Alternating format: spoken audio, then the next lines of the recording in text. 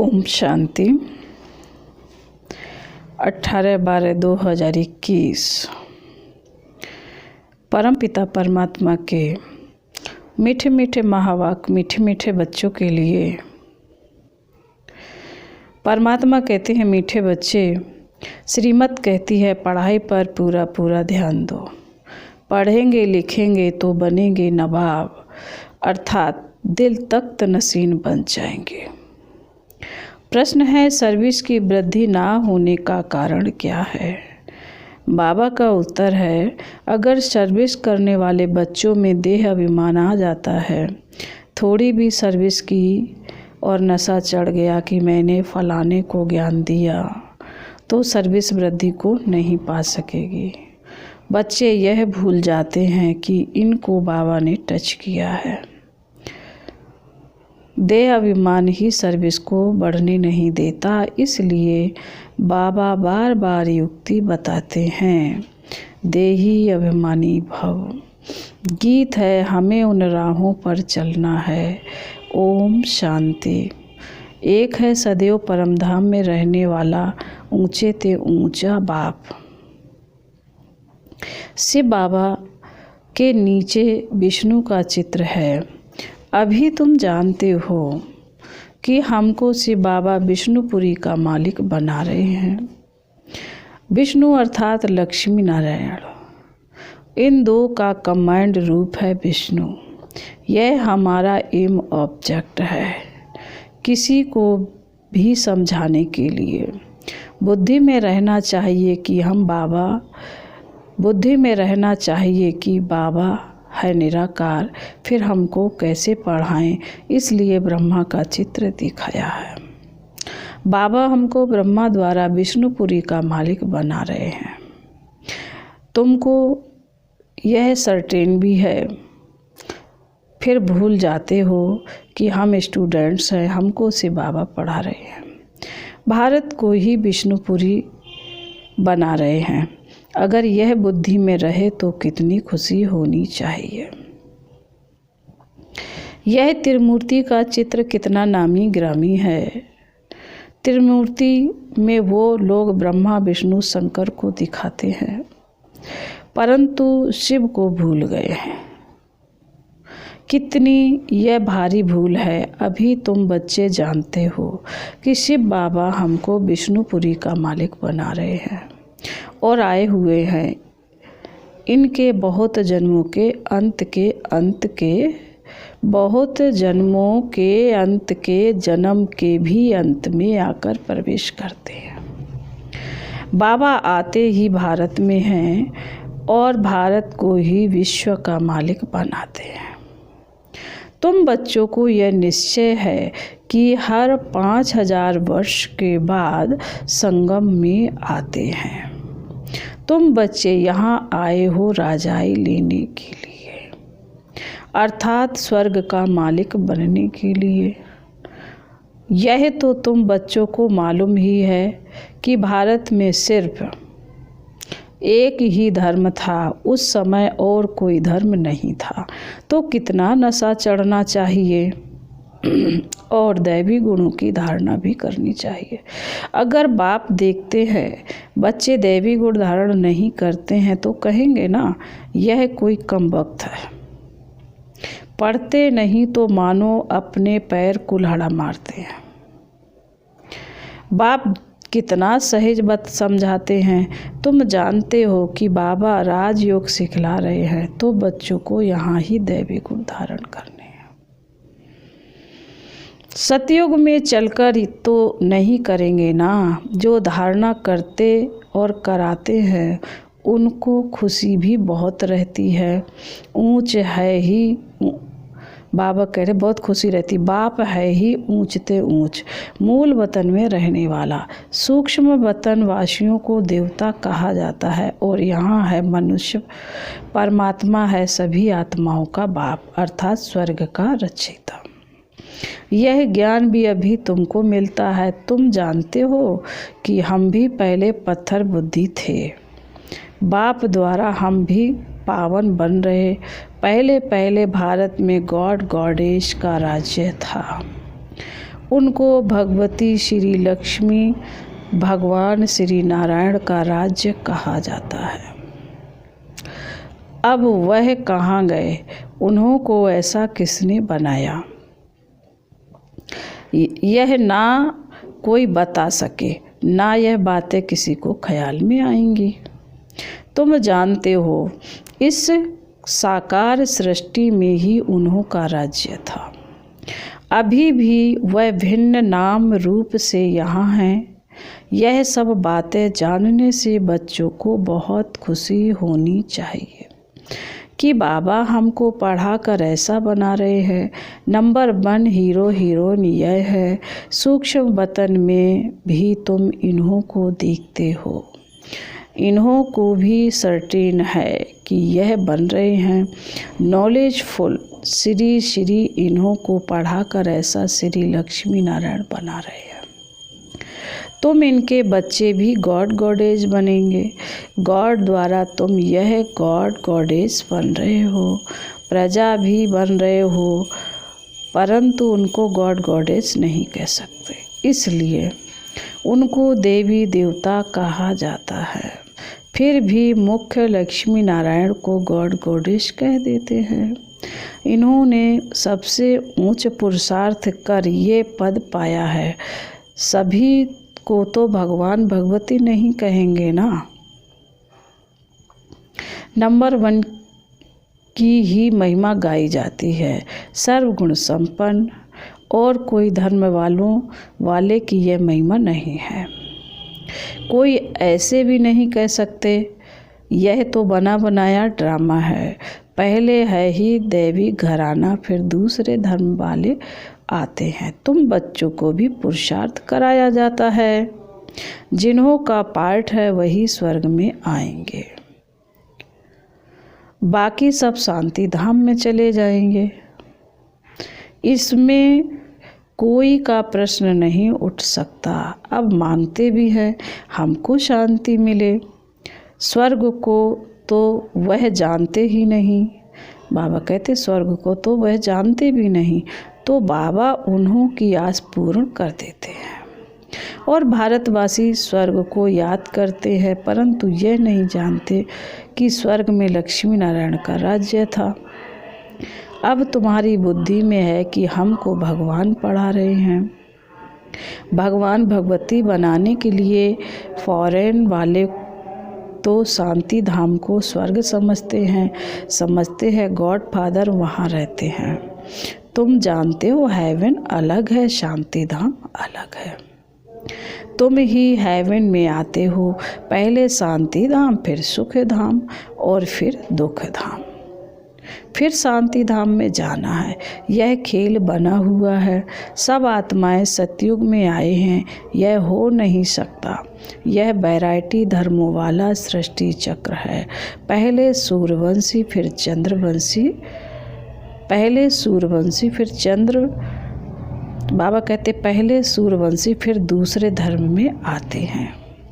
इस ड्रामा में फ़र्क नहीं पड़ सकता। वही हिस्ट्री ज्योग्राफी फिर रिपीट होती है, परंतु कैसे रिपीट होती है यह आकर जानना चाहिए।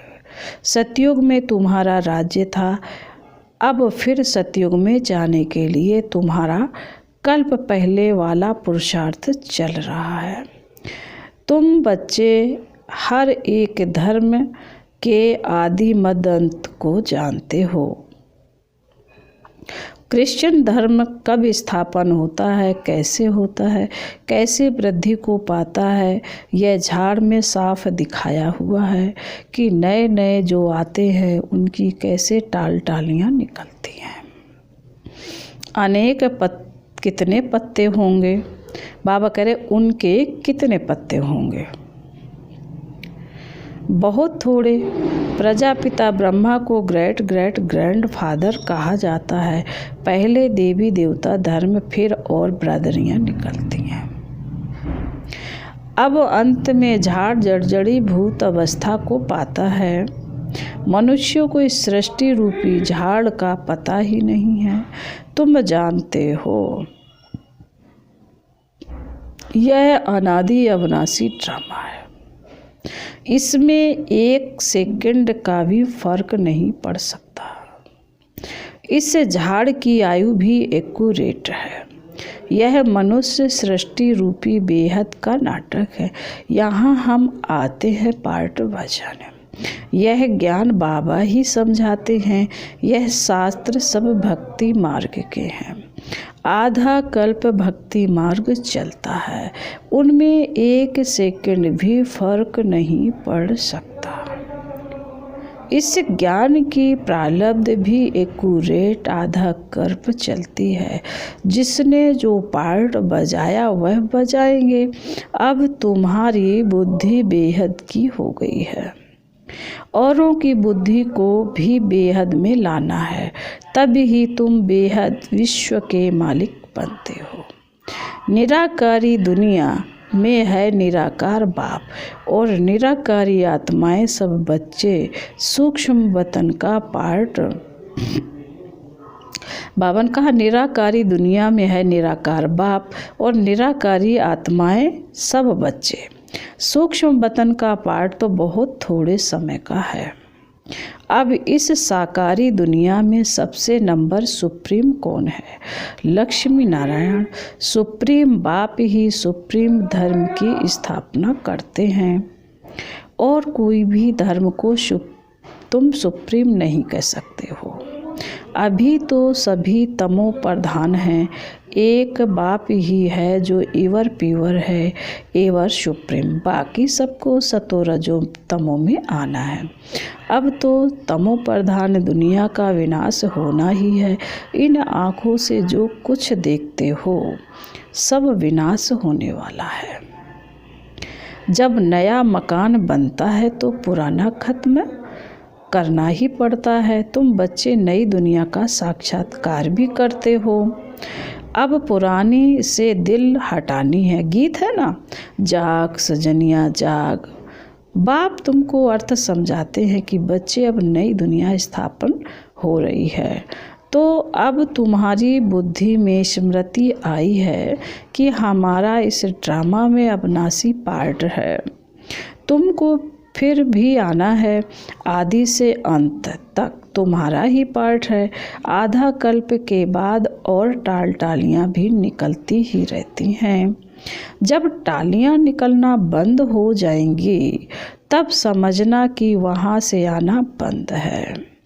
फिर यहाँ से जाना शुरू हो जाएगा। फिर यह सब इतनी आत्माएं कहाँ जाएंगी? यह तुम बच्चे जानते हो। सतयुग में बहुत थोड़े मनुष्य होंगे। एक बिरादरी की फिर कितनी वृद्धि होती है, कितना बड़ा झाड़ होता है। अभी सभी तमो प्रधान मनुष्यों का नाटक है अथवा कांटों का जंगल है। यह मनुष्य सृष्टि झाड़ एकदम विनाश नहीं हो जाता है। भले कितने भी तूफान आए परंतु ये एकदम विनाश नहीं होता, परिवर्तन जरूर होता है। अब तुम बच्चे कांटों से फूल बन रहे हो। यह बात भी जब धंधा धोरी में जाते हो तो भूल जाते हो। जिनको धारणा होती है वह सारा दिन विचार सागर मंथन करते रहते हैं कि कैसे हम सर्विस करें अथवा कांटों को फूल बनाएं। बाप सबसे बड़ा धर्मराज है जो साधुओं का भी उद्धार करने वाला है। बाप जब तक साकार में ना आए तो मनुष्यों का उद्धार कैसे हो? बाकी प्रेरणा से थोड़े ही होगा। तो बाबा आकर सारा ज्ञान देकर तुमको त्रिकालदर्शी बनाते हैं। तो तुम बच्चों को कितना नशा रहना चाहिए। बाबा बहुत युक्तियाँ बताते हैं कि ऐसी ऐसी सर्विस करेंगे तो बहुतों का कल्याण होगा। बाप को याद करो तो विकर्म विनाश हो जाएंगे और चक्र को याद करो तो चक्रवर्ती राजा बन जाएंगे। औरों को भी बनाते जाओ। जैसे पढ़ाई से मनुष्य बैरिस्टर बन जाते हैं, तुम मनुष्य से देवता बन जाते हो। बाबा कहते हैं अगर आप समान नहीं बनाते तो गोया सर्विसेबल नहीं बने हो।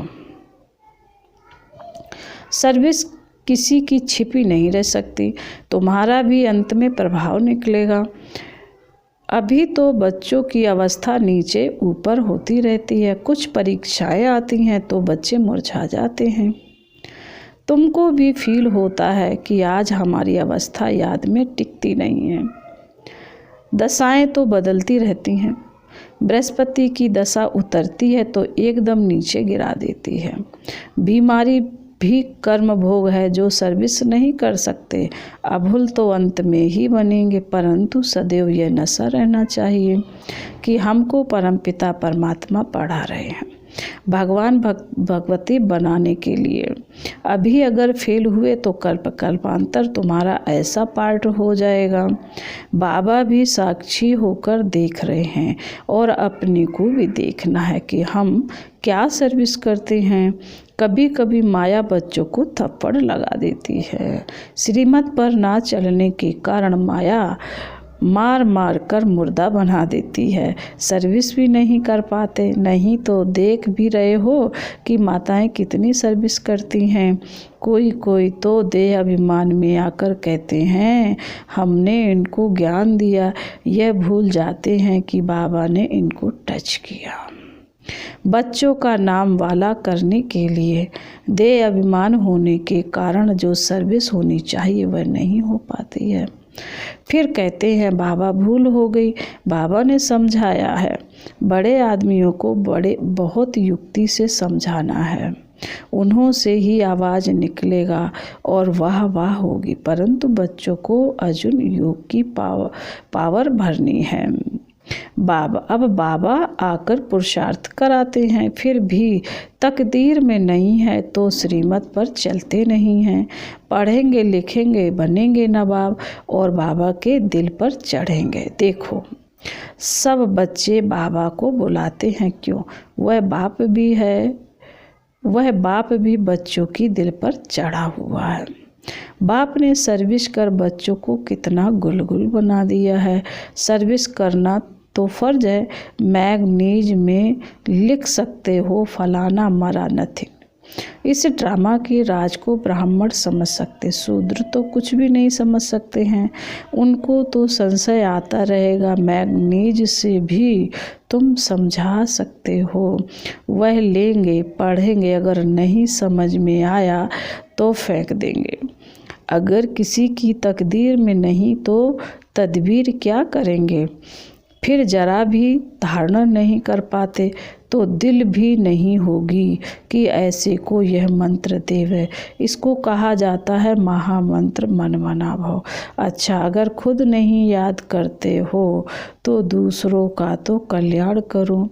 घर घर में यह पैगाम दो कि बाप कहते हैं मुझे याद करो। पतित पावन मैं ही हूँ।